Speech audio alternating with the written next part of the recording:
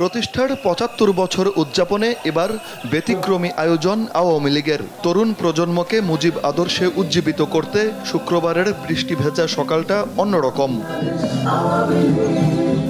রাজধানীর মানিক মিয়া এভিনিউ থেকে বের হয় বর্ণাঢ্য সাইকেল শোভাযাত্রা। শোভাযাত্রাটি খামারবাড়ি, আগারগাঁও, মিরপুর রোড ঘুরে শেষ হয় ধানমন্ডির ৩২ নম্বরে গিয়ে। অংশ নেন হাজারেরও বেশি সাইক্লিস্ট সহ দলের ও সহযোগী সংগঠনের নেতাকর্মীরা। র্যালি পূর্ব সমাবেশে সাধারণ সম্পাদক ওবায়দুল কাদের বলেন, দলের ৭৫ বছর পূর্তিতে ওয়ার্ড, ইউনিয়ন, উপজেলা, জেলা, মহানগর পর্যায়ে বছর জুড়ে কর্মসূচি পালন করছে আওয়ামী লীগ। এটি কারো পাল্টাপাল্টি কর্মসূচি নয়।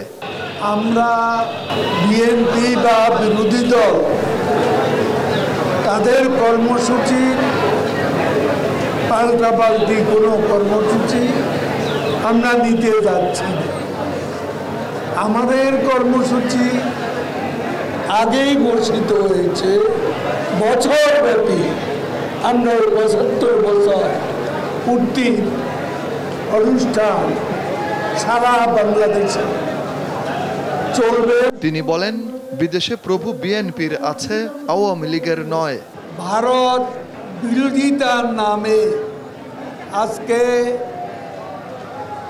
আন্দোলনের ইস্যু খোঁজার চেষ্টা করছে। তারা আবারও ভুল পথে হাঁটছে। তরুণদের কর্মসংস্থানের যে অঙ্গীকার নির্বাচনী ইশতেহারে আওয়ামী লীগ করেছে তা বাস্তবায়ন করা হবে বলেও জানান ওবায়দুল কাদের। তরুণ সমাজকে বঙ্গবন্ধুর আদর্শে শেখ হাসিনার নেতৃত্বে আওয়ামী লীগে যোগদানের আহ্বান জানাচ্ছে। জয় যাদব, দেশ টিভি, ঢাকা।